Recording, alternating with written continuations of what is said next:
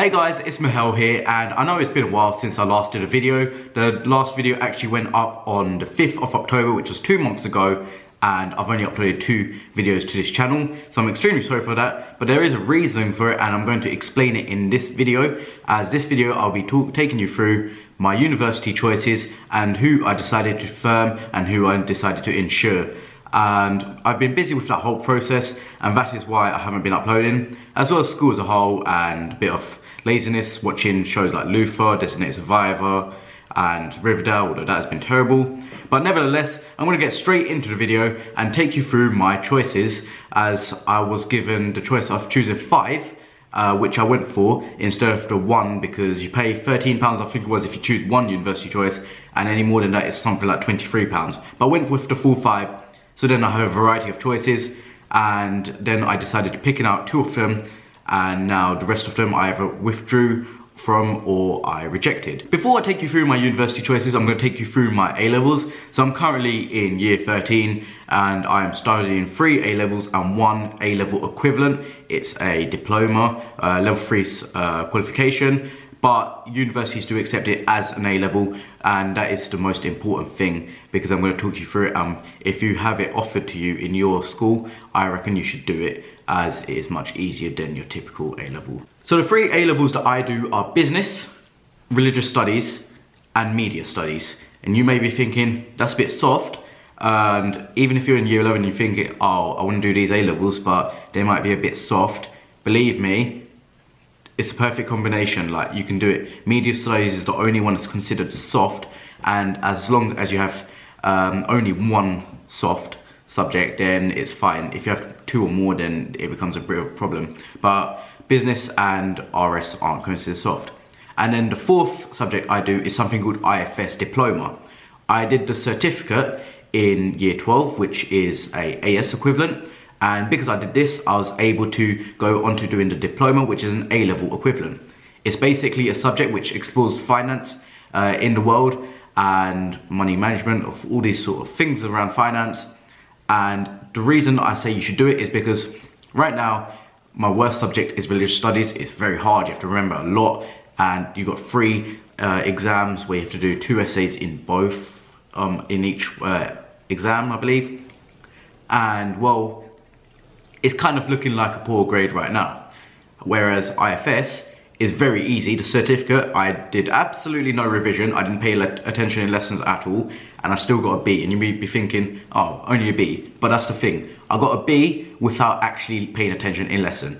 I did it as if I weren't even in the lesson. So imagine if I put in a bit of revision to the actual diploma, which I will do, that can easily come out with a B at minimum again. And that is all I need. I actually need a B, but I'll get into that for later. If you are wondering about more about the IFS diploma, then it is accepted by universities such as Nottingham Trent University, Nottingham University, Loughborough University, Warwick, I believe, Bath, Exeter, and so many more. And that is, oh, Sheffield as well is a good one, and that is why I believe you should do it, because it's not just 1 or 2 universities that accept it. There's quite a lot, and they're good ones as well. Now I'm actually going to take you through the universities that I applied to, as well as what they offered me, and whether I either withdrew, rejected, or affirmed or insured. We're going to be starting off with the ones that I didn't accept, and so I'm going to start off with the ones that I withdrew from. I didn't even wait to get a response from, because I wanted to firm and insure already. And they are University of Leeds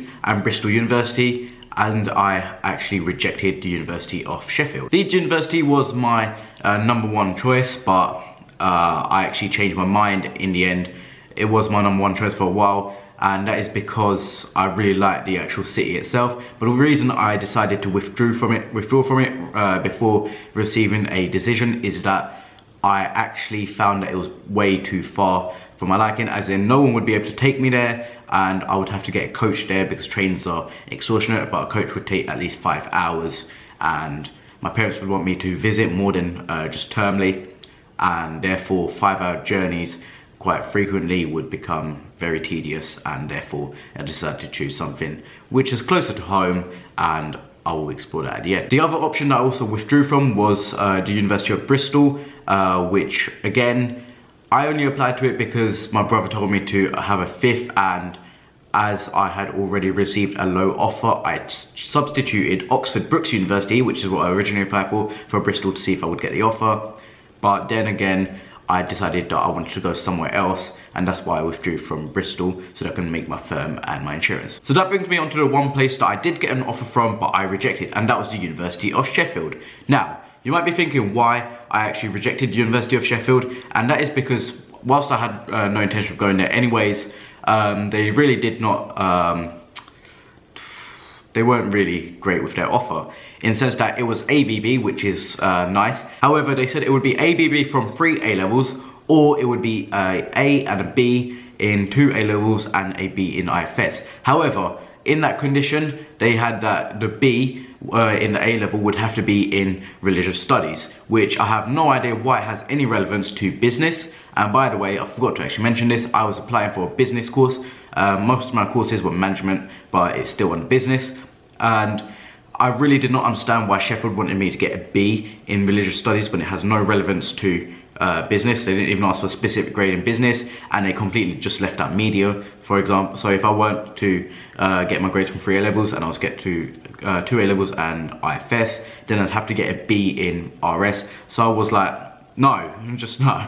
And then I decided to reject them. Now we're going to go into the option that I had insured, and this is Nottingham Trent University.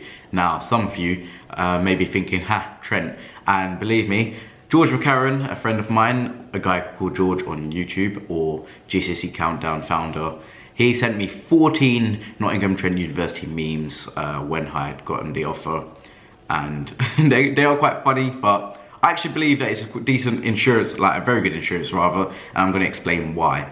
The offer was BBC, so that's 112 UCAS points, but that does equivalent to BBC, and that could be from either 3 A-levels, any A-levels, like I could get the grades in any of them, or alternatively, I could get 2 A-levels and IFS, or alternatively, I could get the grades from 2 A-levels and IFS. They didn't mind what I got the grades in, and because it doesn't say BBC, it says 112 UCAS points from either 3 A-levels or 2 A-levels and IFS. I could, for example, get like A star, E if I wanted to. If that does equivalent 112 UCAS points, then that's fine. Anything that adds up to 112 points, like it could be a series of combinations, but BBC is the average combination. The reason I chose this as my insurance rather than waiting for Oxford Brookes is because the insurance is a low offer. And the way I see it is, if you're going to choose a low offer and the university is just average, some people, Nottingham Trent University might be a dream, so I'm not going to say it's bad. But let's say, speaking, it is an average university. It's not the best, it's not the worst. And it does rank 52nd on the Complete University Guide, I believe, making it quite an average university. The reason I picked this over another average university, such as Kent, which some people may say is good, but if you firm it, they usually give you a BBB offer, which is very similar, or Essex, which I can say is bad because both my brothers went there, although they proceeded to go on to UCL and Warwick for their masters, and in comparison, obviously, UCL and Warwick are much better than Essex. So the reason that I actually chose Nottingham Trent University is that it's an average university, so then you have to look at the other factors such as how many students go there, what city it's in, and obviously living prices, accommodation, and whatnot. And being in Nottingham, it's near Nottingham University, and therefore the city of Nottingham itself is very student populated and has a really good nightlife. So if you're going to choose an average university, you might as well consider other factors that a student would really want, such as nightlife and how student orientated it is, and the prices of living there. The University of Kent and Canterbury Christ Church University are both in Canterbury and Medway, and they seem very dull to me in terms of the area, whereas Nottingham is a city and shared with the University of Nottingham. And Nottingham is seen as one of the top nightlife cities in the actual country as a whole. And therefore I chose Nottingham Trent University as my backup. The course is business, it's just business, no business studies, no business management, no management, just business. And then my firm offer, which you've been waiting for, is the University of Nottingham. You might be thinking, Mahel, why 2 Nottingham choices? Or another way I thought about it was that if I didn't get into the University of Nottingham, because that's my firm after deciding that Leeds was too far, I could still stay in Nottingham, where I know people, by going to Nottingham Trent University. And I know they would be like, you're at Trent, but nevertheless, it's still a good backup. And the University of Nottingham is beautiful. The David Ross Sports Village is just on another level. The course itself is good. It's highly reputable. A lot of employers recruit from the University of Nottingham. The city is good. The accommodation is good. I know people there, and so many more like factors went into it. The teaching is actually good, and it's globally recognized university. So, for example, in the UK, Coventry University have been trying to push that they're like 12th best in the country according to some table, but then on the UCAS World Rankings, they're nowhere to be seen. And the same kind of goes with Loughborough University. They're something like 250 worldwide, whereas Nottingham, I believe, was 84th. Don't quote me on that, but I think they were 84th, and they were joint with Birmingham University. The offer from the University of Nottingham was actually a BB. They lowered my offer. The standard offer from management is AAB, which is quite high, but then they lowered it to ABB. Not only this, they also accept IFS, which I was over the moon about, and that is why I applied there. So I could either get ABB from 3 A-levels or AB from 2 A-levels and a B in IFS.